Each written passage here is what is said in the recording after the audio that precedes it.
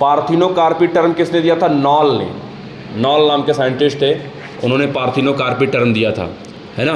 और पार्थिनोकार्पी का मतलब होता है कि फ्रूट का फॉर्मेशन विदाउट फर्टिलाइजेशन। नेचुरली अगर देखेंगे तो बेटा ये बनाना में पाया जाता है, पाइनएप्पल में भी पाया जाता है, पपाया में पाया जाता है, नेचुरली पाया जाता है ना। और अगर नेचुरली नहीं है तो इसको इंड्यूस भी किया जा सकता है with the help of auxin, है ना।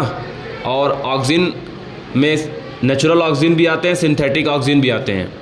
नेचुरल ऑक्सिन क्या होता है? इंडोल 3 एसिटिक एसिड, और सिंथेटिक में आता है आपका नैप्थलीन एसिटिक एसिड, है ना, या 2,4 डाइक्लोरोफेनॉक्सी एसिटिक एसिड, 2,4-D जिसको बोलते हैं। तो ये चीज़ होती है। इस फ्रूट में कभी भी सीड नहीं होता है।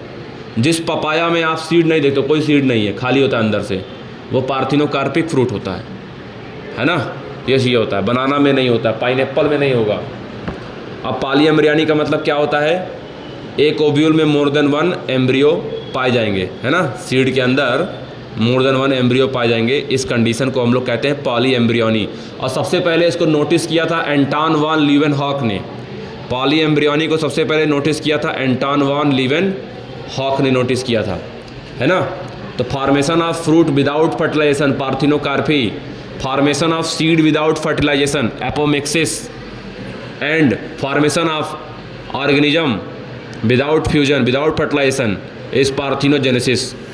पार्थिनोजेनेसिस का एग्जाम्पल क्या हो जाएगा? Rotifer, turkey bird, honey bee, some lizard, ये इसका एग्जाम्पल हो जाएगा। मेल में एक्सटर्नल जेनिटिलिया में अगर देखेंगे तो वहाँ पर पेनिस होती है, और उसमें भी सबसे एंटीरियर पोर्शन जो होता है वो होता है ग्लैंस पेनिस का, जो कि कवर्ड होता है किससे? फोर स्किन से। फीमेल में एक्सटर्नल जेनिटिलिया के नाम पे, अच्छा, फीमेल में एक्सटर्नल जेनिटिलिया को वल्वा बोलते हैं। यानी फीमेल में आगे से जो भी कुछ फीमेल जेनिटिलिया का जो भी कुछ दिखता है, जो भी कुछ विजुअल होता है सामने से, वो वल्वा कहलाता है। अब वल्वा में चाहे आप उसको लेबिया मेजोरा कह लो, लेबिया माइनोरा कह लो, चाहे उसको मांस प्यूबिस कह लो, है ना, चाहे उसको क्लाइटोरिस उसमें आ जाएगा। अब क्लाइटोरिस जो होता है finger like projection sensitive organ होता है फीमेल रिप्रोडक्टिव सिस्टम में। हाइमेन जो होता है पार्सली या होली कवर करता है वेजाइनल और आइफिस के बाद, है ना। ये चीज़ें होती हैं। और ओवम रिलीज होता है बेटा ग्राफियन फॉलिकल से, है ना।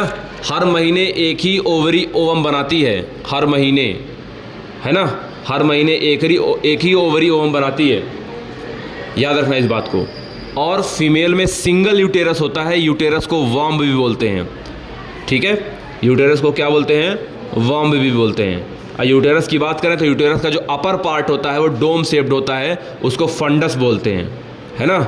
अगर देखें हम लोग तो इम्प्लांटेशन जो होता है उसी फंडस रीजन में ही होता है। ऊपर वाला इस रीजन जो होता है उसी में इम्प्लांटेशन ऊपर ही होता है ना, अंदर वाली लेयर में, है ना। और जो बीच का जो ब्रॉड पार्ट होता है यूटेरस का, जो कि नीचे की तरफ होता है, उसको बॉडी बोलते हैं। और फिर नीचे होता है सर्विक्स और वेजाइना, ये सब मिलकर क्या बनाते हैं? वेजाइनल कैनाल बनाते हैं। सर्विक्स कहाँ ओपन होता है? वेजाइना की तरफ ओपन होता है। अगर हम लोग यूटेरस की बात करें तो आउटर मोस्ट में पेरीमेट्रियम, अंदर होगा एंडोमेट्रियम, और बीच में होता है मायोमेट्रियम। एंडोमेट्रियम में साइक्लिकल चेंजेस होते हैं। मायोमेट्रियम में मैं बोल रहा हूँ जितनी बातें मैं तुमसे बोल रहा हूँ इसको एंथम बना लो, बार बार रोज यही करना है, और कुछ सुनना नहीं, यही सुनो, पढ़ो सुनो, यही करो। अपना पढ़ाई करो, फिजिक्स पढ़ो, केमिस्ट्री पढ़ो, बायो पढ़ो, यही सुनो। सीधा नीट पर्पस से बोल रहा हूँ।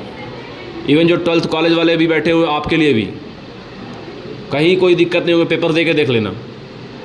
जो मुझसे पढ़ा है पेपर दे के देख लेना, आप बिल्कुल पैरेलल खड़े हो जाओगे सारे नीट वाले बच्चों से बता रहा हूँ। कोई डिफरेंस नहीं है। रोज़ सुनना है, रोज़ पढ़ना है, बस अपनी कहीं ना कहीं अपना कॉलेज फिक्स कर लोगे, गारंटी है मेरी। तो एंडोमेट्रियम लाइनिंग जो है, एंडोमेट्रियम लाइनिंग जो होती है वो अंदर होती है, उसमें साइक्लिकल चेंजेस होते हैं। अब पेरीमेट्रियम प्रोटेक्शन के लिए होता है। मायोमेट्रियम जो होता है उसमें स्ट्रांग कॉन्ट्रैक्शन होता है। उसमें क्या होता है? स्ट्रांग कॉन्ट्रैक्शन यहाँ पर देखने को मिलता है। अगर हम लोग बात करें मेमोरी ग्लैंड की, तो मेमरी ग्लैंड जो होता है वो रिप्रोडक्टिव सिस्टम का पार्ट होता है, मिल्क रिलीज़ करता है पार्चुरेशन के बाद, यानी जब बच्चा डिलीवर हो जाता है उसके बाद ही मिल्क रिलीज होता है। मेमरी ग्लैंड का जो डेवलपमेंट होता है वो पबर्टी की स्टेज में ही स्टार्ट होता है, under the influence of oestrogen and progesterone, है ना। एक फीमेल में फर्स्ट साइन ऑफ पबर्टी जो होती है वो डेवलपमेंट ऑफ मेमरी ग्लैंड होती है, ब्रेस्ट का इन्लार्जमेंट, और मेल में होता है टेस्टिस का इन्लार्जमेंट। फीमेल में जो होता है वो पेल्विक गर्डल का वाइडनिंग होता है, अब मेल में जो होता है वो पेक्टोरल गर्डल की वाइडनिंग होती है। तो यहाँ पर प्रोलैक्टिन जो होता है मेमरी ग्लैंड में हेल्प करता है डेवलपमेंट ऑफ लैक्टिफेरस ट्यूब्यूल, जिसमें मिल्क का फॉर्मेशन होगा ड्यूरिंग प्रेगनेंसी। प्रेगनेंसी के टाइम में डेवलप होता रहता है, लेकिन मिल्क का फॉर्मेशन आफ्टर प्रेगनेंसी होती है, पार्चुरेशन के बाद होता है, और 6 महीने तक चलता है, उसको बोलते हैं लैक्टेशन पीरियड। ओव्यूलेटरी सेट्स जो होता है 14th डे होता है, सबसे शॉर्टेस्ट फेस ओव्यूलेटरी फेस होता है मेंस्ट्रुअल साइकिल में, है ना। और डीजेनरेटिंग कार्पस ल्यूटियम को हम लोग कार्पस एल्बिकांस कहते हैं। नेचुरल मेथड में बेटा क्वाइटस इंटरप्टस आएगा, लैक्टेशनल एमनेरिया आएगा, और क्या आएगा, पीरियोडिक एब्सिस्टेंस आएगा। वैसेक्टोमी में वासा डिफरेंस काटते हैं, और ट्यूबेक्टोमी में फैलोपियन ट्यूब कट करते हैं। सहेली क्या है, कंट्रासेप्टिव पिल है, वंस अ वीक पिल है, नॉन स्टेरॉयडल प्रिपरेशन है। बनाया था किसने, CDRI central drug research institute, जो कि कहाँ है, लखनऊ में है। इसी तरह NBRI भी लखनऊ में है ना, national botanical research institute. MTP का फुल फॉर्म है मेडिकल टर्मिनेशन ऑफ प्रेगनेंसी, 1971 में लीगलाइज किया गया था इंडिया में। 45 से 50 मिलियन MTP परफॉर्म किया जाता है पूरी दुनिया में हर साल, और MTP सेफ होता है अप टू फर्स्ट ट्राइमेस्टर, उसके बाद से सेफ नहीं होता, क्योंकि सारे बॉडी पार्ट्स जो होते हैं फर्स्ट ट्राइमेस्टर तक क्या हो जाते हैं, बन जाते हैं। बर्ड में सेक्स डिटर्मिनेशन होता है ZZ और ZW, जिसमें फीमेल हेट्रोगेमेटिक होती है, और जो पेरेंट्स हेट्रोगेमेटिक होता है वही डिसाइड करता है सेक्स ऑफ प्रोजेनी, ठीक है। और ह्यूमन में मेल डिसाइड करता है, क्योंकि मेल हेट्रोगेमेटिक होता है। याद रखना, DNA को पैकेजिंग की ज़रूरत होती है, DNA की लेंथ होती है 2.2 मीटर, है ना, तो पैकेज करना पड़ेगा। अब चूंकि प्रोकैरियोट में हिस्टोन नहीं होते हैं, यूकैरियोट में हिस्टोन होते हैं, और हिस्टोन जो होता है वो बेसिक होता है, DNA एसिडिक होता है। हिस्टोन में साइड चेन में, है ना, अमीनो एसिड्स होते हैं, लाइसिन और अर्जिनिन, इसकी वजह से हिस्टोन में हम लोग को बेसिक स्ट्रक्चर नज़र आता है, और DNA उसके किनारे किनारे जो होता है वो रैप करता है, और बनता क्या है, न्यूक्लियोजोम। क्या बनता है, न्यूक्लियोजोम। तो DNA जो होता है वो हिस्टोन के साथ एसोसिएट होता है। इवन नॉन हिस्टोन प्रोटीन की भी ज़रूरत होती है वहाँ पर, और सबसे पहले इसको रिपोर्ट किया था कोरेनबर्ग के नाम के साइंटिस्ट ने। कोरेनबर्ग ने देखा था कि DNA जो है वो हिस्टोन के किनारे किनारे एसोसिएट है वहाँ पर, और नॉन हिस्टोन प्रोटीन भी वहाँ मौजूद है, कोरेनबर्ग ने देखा था। तो DNA का जो ऑर्गेनाइजेशन होता है वो मच मोर कॉम्प्लेक्स होता हम लोग को दिखता है। और आगे चलकर ये जो न्यूक्लियोजोम है और चल के क्रोमैटिन फाइबर बनते हैं, और कंडेंस होकर ये क्रोमोजोम बनाते हैं। तो नॉन हिस्टोन क्रोमोजोमल प्रोटीन जो होते हैं वो या तो हेट्रोक्रोमैटिन होता है या तो यूक्रोमैटिन होते हैं। यूक्रोमैटिन एक्टिव होता है, लाइट होता है, लूजली पैक्ड होता है, और हेट्रोक्रोमैटिन जो होता है डार्क होता है, इनएक्टिव होता है, बट वो क्या होता है, टाइटली पैक्ड होता है। तो ये इसके बीच में एग्जाम्पल होता है। DNA से DNA बनना, रेप्लिकेशन। DNA के 2 स्ट्रैंड होते हैं, दोनों को पेरेंट स्ट्रैंड कहते हैं, एक 5' से 3', एक 3' से 5', ठीक है। एक को हम लोग कहते हैं लीडिंग स्ट्रैंड, एक को बोलते हैं लैगिंग स्ट्रैंड। जो लीडिंग स्ट्रैंड होता है वो कंटिन्यूस स्ट्रैंड बनाता है, और जो लैगिंग स्ट्रैंड होता है वो डिसकंटिन्यूस स्ट्रैंड बनाता है। उसके एक एक फ्रेगमेंट को ओकाजाकी फ्रेगमेंट कहते हैं। क्यों बनता है, क्योंकि डीऑक्सी न्यूक्लियोसाइड ट्राइफॉस्फेट नाम का सबस्ट्रेट जो कि एनर्जी भी प्रोवाइड करता है उसकी कमी पड़ जाती है, जिसकी वजह से फ्रेगमेंट टूट टूट कर बनते हैं दूसरे वाले, और बाद में वो फ्रेगमेंट आपस में ज्वाइंट हो जाते हैं, ओकाजाकी फ्रेगमेंट, तो वो कहलाते हैं डॉटर DNA। सेंट्रल डोगमा दिया था बेटा, क्रिक ने दिया था, है ना, और सेंट्रल डोगमा में रेट्रोवायरस को इंक्लूड किया था टेमिन एंड बाल्टीमोर ने। इस बात को भी याद रखिएगा। DNA फिंगरप्रिंटिंग बेस्ड है रिकॉम्बिनेंट DNA टेक्नोलॉजी पे, और यहाँ पर यूज़ करते हैं हम लोग एक वर्ड VNTR, जिसका मतलब होता है variable number of tandem repeat. DNA fingerprinting technique जो होती है बेस्ड होती है आइडेंटिफिकेशन ऑफ न्यूक्लियोटाइड सीक्वेंस पे, है ना, और अबाउट 99.9% न्यूक्लियोटाइड सीक्वेंस सभी पर्सन का सेम होता है, सिर्फ 0.1% के डिफरेंस की वजह से डीएनए फिंगरप्रिंटिंग सबकी अलग अलग होती है। यही कारण है कि सबकी डीएनए फिंगरप्रिंटिंग अलग अलग होती है। ह्यूमन जीनोम प्रोजेक्ट आता है बायो इन्फॉर्मेटिक्स के अंदर, किस में आता है? और ह्यूमन जीनोम प्रोजेक्ट को स्टार्ट किया गया था 1990 में और ख़त्म हुआ 2003 में। 13 साल का प्रोजेक्ट था, मेगा प्रोजेक्ट था डीएनए फिंगरप्रिंटिंग, याद रखिएगा इस बात को। एंजियोस्पर्म आए थे क्वाटरनरी पीरियड में, याद रखिएगा। इसके बाद से नो लाइफ एरा को हम लोग बोलते हैं azoic era. No life era को बोलते हैं एजोइक एरा, जब कोई लाइफ नहीं हुआ करती थी। पाउच्ड मैमल को मार्सिपियल्स बोलते हैं, पाउच्ड मैमल को मार्सिपियल्स बोलते हैं। और प्लेसेंटल मैमल जैसे हम लोग जो हैं, इसको हम लोग यूथेरियंस बोलते हैं, जिसके अंदर हम लोग आते हैं यूथेरियंस, वी आर यूथेरिया, जो प्लेसेंटल मैमल्स होते हैं इसी के अंदर आते हैं। जैसे हमारा होमिनिडी, प्राइमेटा, हम लोग इसी के अंदर आते हैं। याद रखना, जो ड्रायोपिथिकस थे वो एप लाइक थे, रामापिथिकस मैन लाइक थे, और ऑस्ट्रेलोपिथिकस जो है बेटा वो एप और मैन के बीच के थे। होमो हिबैलिस को हम लोग हैंडी मैन लाइक बोलते हैं, होमो इरेक्टस को एप मैन बोलते हैं, निएंडरथल को एडवांस प्री हिस्टोरिक मैन बोलते हैं, और होमो सैपियंस को मॉडर्न मैन बोलते हैं। होमो सैपियंस को का फॉजिल मिला था अफ्रीका से। होमो सैपियंस का फॉजिल पहली बार कहाँ से मिला था? अफ्रीका से मिला था। और जो पोस्चर होता है वो ड्रायोपिथिकस का सेमी इरेक्ट होता है, रामापिथिकस का इरेक्ट होता है, और ऑस्ट्रेलोपिथिकस का अपराइट होता है, बाकी सबका इरेक्ट होता है। क्रेनियल कैपेसिटी की बात करें तो ऑस्ट्रेलोपिथिकस का 450 to 600 सीसी, होमो हिबैलिस का 600 से 800, होमो इरेक्टस का 900 और निएंडरथल का 1400, होमो सैपियंस जो मॉडर्न मैन है उसका 1450। इस बात को हमेशा याद रखो, बार बार सुनो, बार बार याद रखो, हर बार गाने की तरह याद कर लो इसको।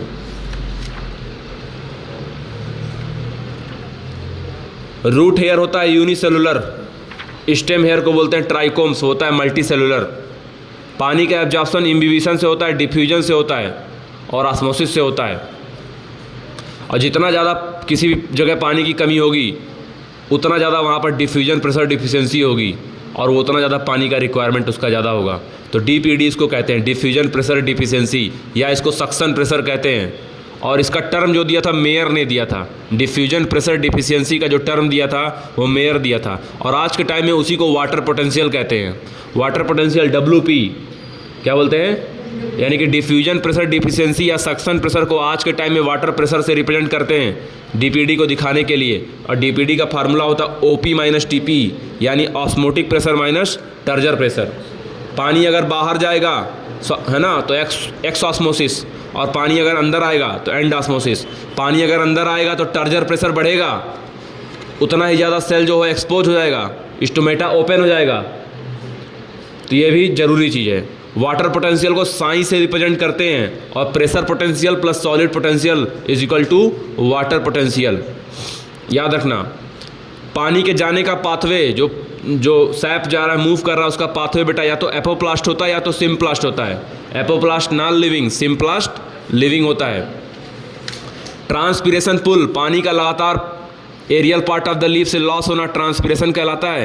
लगातार पानी का लॉस होगा तो लगातार पानी का एब्जॉर्प्शन भी करवाना पड़ेगा। इसी की वजह से पानी लगातार पानी मूव करता रहता है नीचे से ऊपर तक। लंबे लंबे प्लांट्स, बड़े बड़े प्लांट्स, 100 फीट के प्लांट में पानी इतना ऊपर मूव करता है just because of transpiration pull.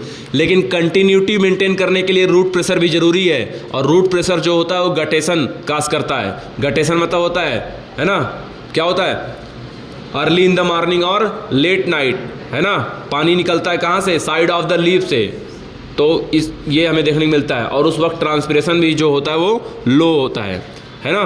पानी रहेगा ठीक ठाक तो स्टोमेटा रहेगा ओपन, और पानी का लॉस हो जाएगा तो स्टोमेटा हो जाएगा क्लोज। ट्रांसपिरेशन जो होता है वो पेड़ के टेम्परेचर भी कम रखता है, 10 से 15 डिग्री सेल्सियस कम ही रखता है, इसीलिए हमेशा पेड़ के नीचे ठंडा बना रहता है। और वहाँ पे aerial part of the leaf से प्योर वाटर एयर के फॉर्म में, वाष्प के फॉर्म में लॉस होता है। ट्रांसपिरेशन में जो पानी लॉस होता है वो प्योर होता है, और गटेशन में जो पानी लॉस होता है वो इम्प्योर होता है। इस बात को भी याद रखिएगा। किसी भी सीड को जब हम लोग लगाते हैं सॉइल में, तो उसमें रूट एपिकल मेरिस्टेम भी होता है, सूट एपिकल मेरिस्टेम होता है। जब ग्रो करते हैं तो सबसे पहले रीजन ऑफ मेरिस्टेमेटिक एक्टिविटी, फिर रीजन ऑफ एलोंगेशन, फिर रीजन ऑफ मैच्योरेशन। अब मैच्योर पोर्शन से वहाँ पे रूट हेयर का फॉर्मेशन होता दिखता है। रीजन ऑफ मेरिस्टेमेटिक एक्टिविटी में सेल जो होते हैं वो स्मॉल होते हैं, थिन वॉल्ड होते हैं, है ना। उसमें उतना बड़ा वैक्यूल नहीं होता है, न्यूक्लियस बड़ा होता है, रैपिड सेल डिवीजन होता है। और रीजन ऑफ एलोंगेशन में वैक्यूल का फॉर्मेशन होता है। पूछेगा क्वेश्चन आपसे कि वैक्यूलाइजेशन कब शुरू होता है, तो रीजन ऑफ एलोंगेशन से वहाँ पर शुरू होता है, और उस तरीके से आगे प्लांट की ग्रोथ होती है। ग्रोथ या तो अरिथमेटिक होती है या तो वहाँ पर जियोमेट्रिक ग्रोथ होती है। अरिथमेटिक ग्रोथ का फार्मूला होता है LT=L0 + RT, length at time T = length at time 0 + RT, और R मतलब होता है ग्रोथ रेट।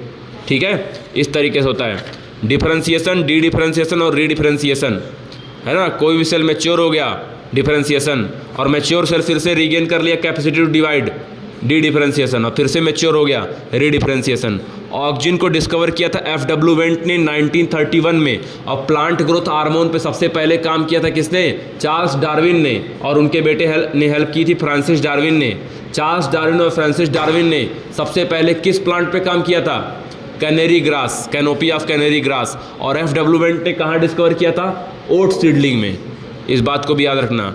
ऑक्सिन जो होता है वो एपिकल डोमिनेंस क्रिएट करता है। एब्सिसिक एसिड जो होता है स्ट्रेस हार्मोन होता है। इथाइलिन जो होता है गैसियस ग्रोथ रेगुलेटर होता है। साइटोकाइनिन जो होता है सेल डिवीजन में हेल्प करता है, इसको काइनेटिन नाम से भी बोलते हैं, और प्लांट में ये जियाटिन नाम से पाया जाता है। जिब्रेलिन जो होता है वो कई सारी वैरायटी का होता है। आज के टाइम में 100 से भी ज़्यादा खोजे जा चुके हैं जिब्रेलिन। ये एसिडिक होता है, जिब्रेलिक एसिड। खोजा था इसको ई कुर्सोवा ने। कौन से फंजाई में खोजा था? जिब्रेला फ्यूजिकुरोई। ये राइस में बकाने डिजीज काज करता है। और जो बेटा एब्सिसिक एसिड होता है वो एंटी ट्रांसपेरेंट होता है। Abscisic acid is anti transparent होता है। लॉन्ग डे प्लांट्स को लंबा टाइम चाहिए, धूप चाहिए, लाइट चाहिए। शॉर्ट डे प्लांट को लंबी रात चाहिए। लॉन्ग डे प्लांट्स हो जाएगा क्या? हाइसैमस, है ना। और क्या हो जाएगा? लेंसियोटा। और शॉर्ट डे प्लांट्स में क्या हो जाएगा? निकोटीन, टोबैकम, ग्लाइसिन मैक्स, ये सब। और डे न्यूट्रल में क्या हो जाएगा? कुकुम्बर, टोमेटो, कॉटन, सनफ्लावर, ये सारी चीज़ें हो जाएंगी। जो ज़्यादा क्वांटिटी में मिनरल चाहिए उसको बोलते हैं मैक्रो न्यूट्रिएंट, और जो कम अमाउंट में चाहिए उसको कहते हैं माइक्रो न्यूट्रिएंट, है ना। कार्बन, हाइड्रोजन, ऑक्सीजन, नाइट्रोजन, ये क्या है? मैक्रो न्यूट्रिएंट, है ना। और आयरन, जिंक, मैग्नीज, ये सब क्या है? Micro nutrient. याद रखना। लॉस ऑफ क्लोरोफिल को बोलते हैं क्लोरोसिस, और डेथ ऑफ टिश्यू को बोलते हैं नेक्रोसिस।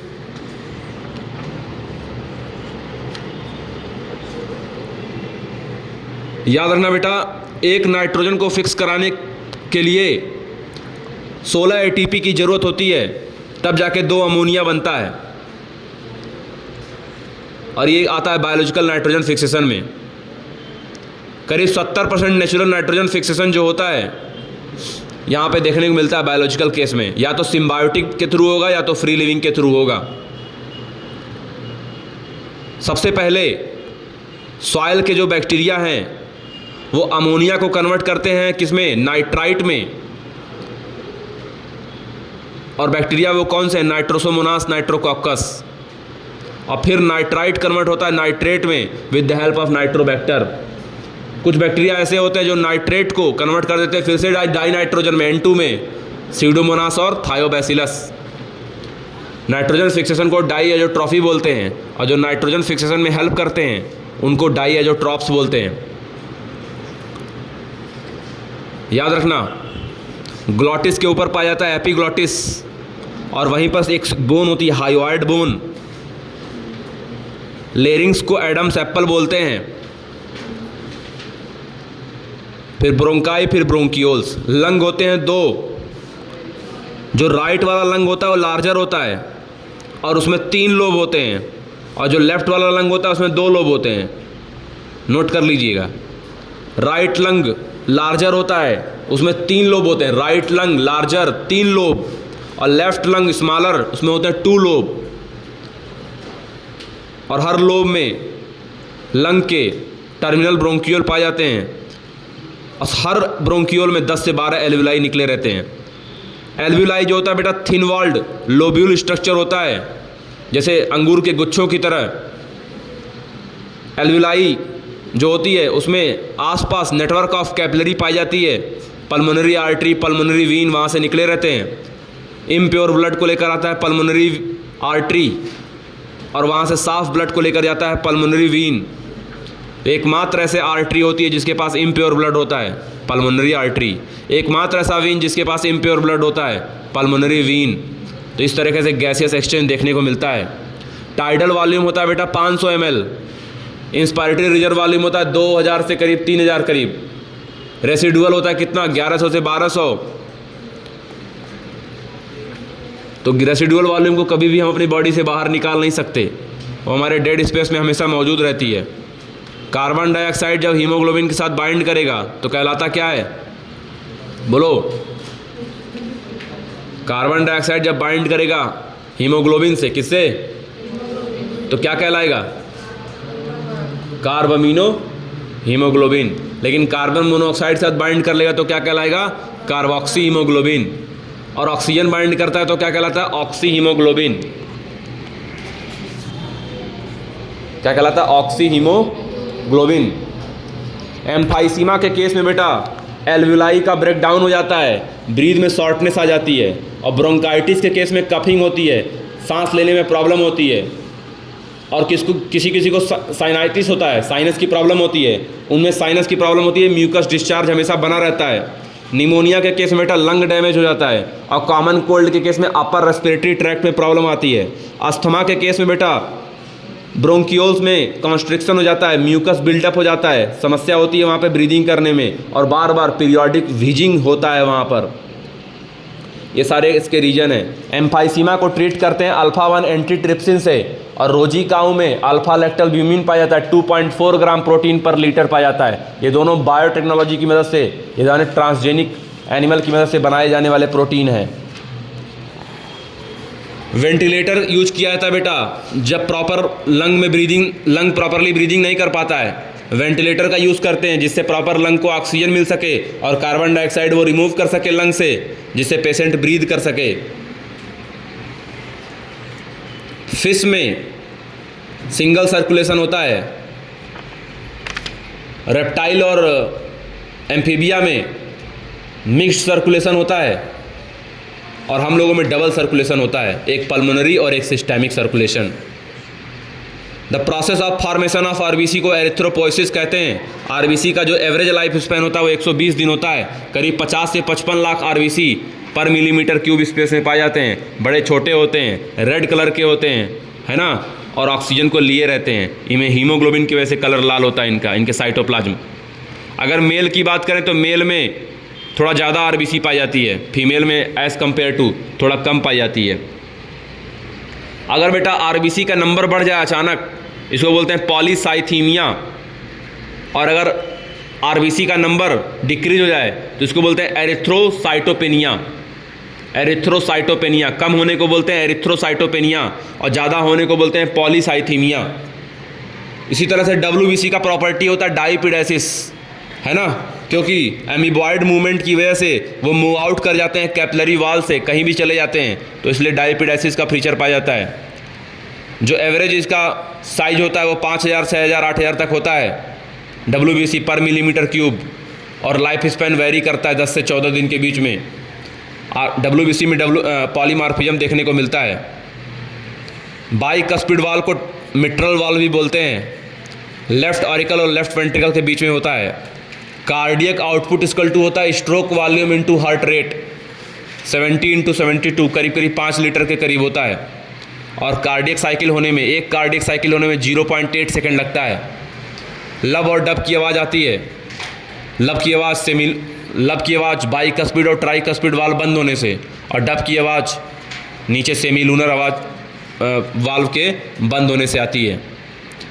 कोरोनरी आर्टरी डिजीज को एथेरोस्क्लेरोसिस कहते हैं। जब भी कैल्शियम, फैट और कोलेस्ट्रॉल का डिपोजिशन हो जाए तो कोरोनरी आर्टरी डिजीज कहलाता है ये। ये और एंजाइना पेक्टोरिस के केस में चेस्ट में पेन होता है, जिससे प्रॉपरली ब्लड सप्लाई हमारे कार्डियक मसल को नहीं मिल पाती है। इस केस को हम लोग एथेरोस्क्लेरोसिस कहते हैं या आर्टीरियोस्क्लेरोसिस भी इसको कहते हैं। सीवियर पेन होता है, चेस्ट में हैवीनेस फील होती है, और ये पेन बेटा नेक में, लोअर जा में, लेफ्ट आर्म में, लेफ्ट शोल्डर में, हर जगह फैल जाती है। ये सारी चीज़ें देखने को मिलती है। बाकी इलेक्ट्रोकार्डियोग्राफ पी, क्यूआरएस और टी देखने को मिलता है। पी मतलब एट्रियल सिस्टोल, क्यूआरएस मतलब वेंट्रिकुलर सिस्टोल, और टी मतलब वेंट्रिकुलर डायस्टोल देखने को मिलेगा। सिनैप्स रीजन वो रीजन होता है जहाँ पर न्यूरॉन का एंडिंग एक्सॉन टर्मिनल और दूसरे न्यूरॉन का डेंड्रॉन आपस में एक्सचेंज करते हैं, मिलते हैं, सिनैप्स कहते हैं। ये सिनैप्स इलेक्ट्रिकल भी हो सकता है, केमिकल भी हो सकता है। याद रखना, जो केमिकल सिनैप्स होता है वहाँ पर न्यूरोट्रांसमीटर का काम होता है, वहाँ पर सिनेप्टिक क्लेफ्ट पाया जाता है, लेकिन इलेक्ट्रिक सिनेप्ट में ये चीज़ें नहीं पाई जाती, इसकी ज़रूरत ही नहीं होती है। इम्पल्स कंडक्शन के कैल्शियम आयन की ज़रूरत होती है। इम्पल्स कंडक्शन के लिए जितना ज़्यादा डायमीटर होगा नर्व फाइबर का, उतना तेज़ी से कंडक्शन होगा इम्पल्सेस का।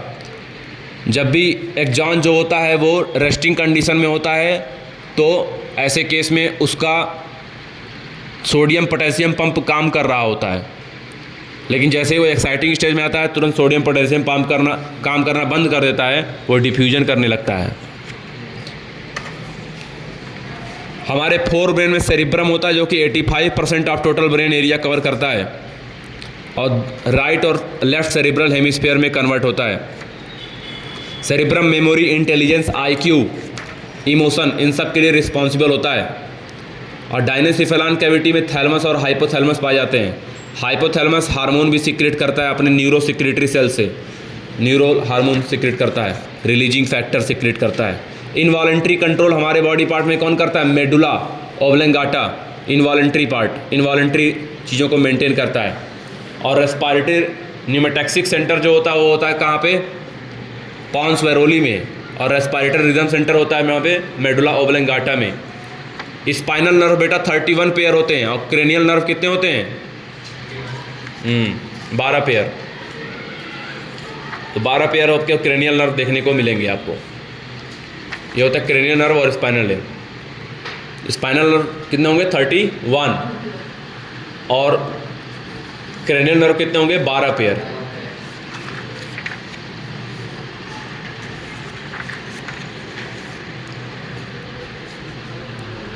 आँखों में अगर हम लोग बात करें बेटा तो 3 लेयर होती है, स्क्लेरा, कोरॉइड और रेटिना। स्क्लेरा सबसे बाहर होगी, और स्क्लेरा आगे चल के कॉर्निया बनाती है। फिर होता है बेटा कोरॉइड। कोरॉइड पीछे की तरफ से पतला होता है, आगे की तरफ चौड़ा हो जाता है, वो सिलेरी बॉडी बनाता है। और सिलेरी बॉडी का ये एक्सटेंशन होता है आइरिस, कलर्ड पोर्शन ऑफ अपने हमारी आँखों का जो कलर्ड पोर्शन होता है वो आइरिस होता है। क्या होता है? Iris, coloured portion. और सिलेरी बॉडी से निकला होता सिलेरी मसल्स अपने लिगामेंट से होल्ड किया रहता है लेंस को, और लेंस का वो रीजन जहाँ पे आइरिस नहीं होता उस पूरे पोर्शन को प्यूपिल बोलते हैं। कितना लाइट हमारी आंखों में जाएगा ये मेंटेन करता है प्यूपिल। फिर रेटिना होता है, रेटिना में सबसे अंदर सेल होती है गैंग्लियन सेल, फिर बाइपोलर सेल, फिर फोटो रिसेप्टर सेल्स। लेंस और कॉर्निया के बीच में होता है एक्वस ह्यूमर, एक्वस चैम्बर में, और लेंस और रेटिना के बीच में होता है विटेरस ह्यूमर, विटेरस चैम्बर में। तो ये जो फोटो रिसेप्टर सेल्स होते हैं बेटा, या तो रॉड होते हैं या तो कोन होते हैं। रॉड जो होता है वो नाइट विजन के लिए रिस्पॉन्सिबल होता है, और कोन जो होता है वो day light vision, colourful vision के लिए रिस्पॉन्सिबल होता है। हमारे ईयर में, मिडिल ईयर में 3 तरह के 3 बोन होते हैं, मैलियस, इनकस, स्टेपिस। मैलियस और इनकस के बीच में हिंज जॉइंट होता है, और इनकस और स्टेपिस के बीच में बॉल एंड सॉकेट जॉइंट होता है। इंटरनल ईयर पूरी तरीके से फ्लूइड फील्ड होता है। 2 तरह की विंडो कनेक्ट करते हैं इसको मिड ब्रेन से, ओवल विंडो और राउंड विंडो। ओवल विंडो और राउंड विंडो। हमारा endocrine system different endocrine gland से बना हुआ है, और मास्टर ग्लैंड होता है पिट्यूटरी ग्लैंड। एड्रिनल कॉर्टेक्स और गोनेट से हार्मोन निकलने वाले स्टेरॉयडल हार्मोन होते हैं। हाइपोथैलेमस का हार्मोन होता है releasing hormone, ADH anti diuretic hormone oxytocin. Pituitary gland maximum hormone secrete करेगा, एंटीरियर पिट्यूटरी, पोस्टीरियर पिट्यूटरी और intermediate pituitary. Melanocyte stimulating hormone intermediate pituitary होता है। Thyroid gland largest endocrine gland होता है। ब्लड में ग्लूकोज का लेवल बढ़ना hyperglycaemia कहलाता है, इंसुलिन की कमी की वजह से। कम थायराइडल सिक्रेशन से क्रेटिनिज्म होता है और उसमें मेंटल रिटार्डनेस भी होती है। किडनी प्रोड्यूस करता है रेनिन, एरिथ्रोपोएटिन, और हार्ट प्रोड्यूस करता है atrial natriuretic factor. Gastrin hormone gastric gland से गैस्ट्रिक जूस सिक्रेट करवाता है, और सेक्रेटिन हार्मोन पेनक्रियाटिक जूस और बाइल को सिक्रेट करवाता है लीवर से। और कोलेसिस्टोकाइनिन हार्मोन स्टिमुलेट करता है पेनक्रियाज को कि वो एंजाइम रिलीज करे, और गाल ब्लैडर को करता है कि बाइल सिक्रेट करो। टेस्टिस से टेस्टोस्टेरोन स्टेरॉयडल हार्मोन। स्टार्टिंग पैदा होने के टाइम में जो इम्यूनिटी होती है उसको इनेट इम्यूनिटी कहते हैं, और जो ज़िंदगी भर हम लोग एक्वायर करते हैं उसको एक्वायर्ड इम्यूनिटी कहते हैं। एक्वायर्ड इम्यूनिटी मतलब ये एडाप्टिव होती है, स्पेसिफिक होती है, और इनेट इम्यूनिटी जो होती है वो नॉन स्पेसिफिक होती है। जैसे आँखों में आंसू, मुंह में सलाइवा, पेट में एसिड, ये सब इनेट इम्यूनिटी है, बचपन से ही साथ रहती है। एंटीबॉडी मतलब इम्यूनोग्लोबिन। 5 तरह के होते हैं immunoglobin: IgG, IgA, IgM, IgD, IgE। B lymphocyte और टी लिम्फोसाइट्स, 2 तरह के लिम्फोसाइट्स होंगे। बी लिम्फोसाइट डायरेक्टली एंटीबॉडी बनाता है, और टी लिम्फोसाइट जो होता है वो क्या करता है, हेल्प करता है बी लिम्फोसाइट्स की। सेल मेडिएटेड इम्यूनिटी प्रोवाइड करता है T lymphocytes. AB blood group यानी यूनिवर्सल एक्सेप्टर होगा, और O blood group universal donor होगा, याद रखना ABO ब्लड ग्रुपिंग में। और AB ब्लड ग्रुप जो एग्जाम्पल है वो कोडोमिनेंस का एग्जाम्पल है, और पूरा ब्लड ग्रुप मल्टीपल एलिज्म का एग्जाम्पल है। I जीन कंट्रोल करता है ब्लड ग्रुप के उसको, जिसमें 3 एलील होते हैं, A, B और स्मॉल I। टाइफाइड होगा बैक्टीरिया से, निमोनिया होगा बैक्टीरिया से, कॉमन कोल्ड होगा वायरस से, मलेरिया होगा प्रोटोजोआ से, एड्स होगा वायरस से, और एस्केरियासिस होगा किससे, एस्केलमेंथीस से। फाइलेरिया होगा एस्केलमेंथीस से। फाइलेरिया होता है वुचरेरिया बैनक्रॉफ्टी और वुचरेरिया मलाई से। रिंगवार्म होता है फंजाई से, ट्राइकोफाइटॉन और माइक्रोस्पोरम नाम के फंजाई से। निमोनिया में लोअर रेस्पिरेटरी ट्रैक्ट इन्फेक्टेड होता है, और कॉमन कोल्ड में अपर रेस्पिरेटरी ट्रैक्ट इन्फेक्टेड होता है। कैंसर काज करने वाले एजेंट कार्किनोजेंस कहलाते हैं, और जिसमें नॉर्मल सेल्स कन्वर्ट हो जाता है कैंसरस सेल में, एक जगह से दूसरी जगह फैलता है, तो इसको प्रॉपर्टी को कहते हैं मेटास्टेसिस। और नॉर्मल सेल में प्रॉपर्टी पाई जाती है कॉन्टैक्ट इनहिबिशन की। अगर ये कॉन्टैक्ट इनहिबिशन की प्रॉपर्टी लूज कर दे तो वहाँ पे कैंसर हो जाता है। डेंगू और चिकनगुनिया एड्स से फैलाता है इसको कौन, एडिस मॉस्किटो। चिकनगुनिया केस में जॉइंट पेन होता है, डेंगू केस में प्लेटलेट्स गिर जाते हैं और वहाँ पे ब्लीडिंग आती है, internal bleeding. Opioids, heroin, cannabinoids, cannabis sativa, cocaine, erythroxylum coca hallucinogen cause करता है। ये सारी चीज़ें हम देखते हैं यहाँ पे।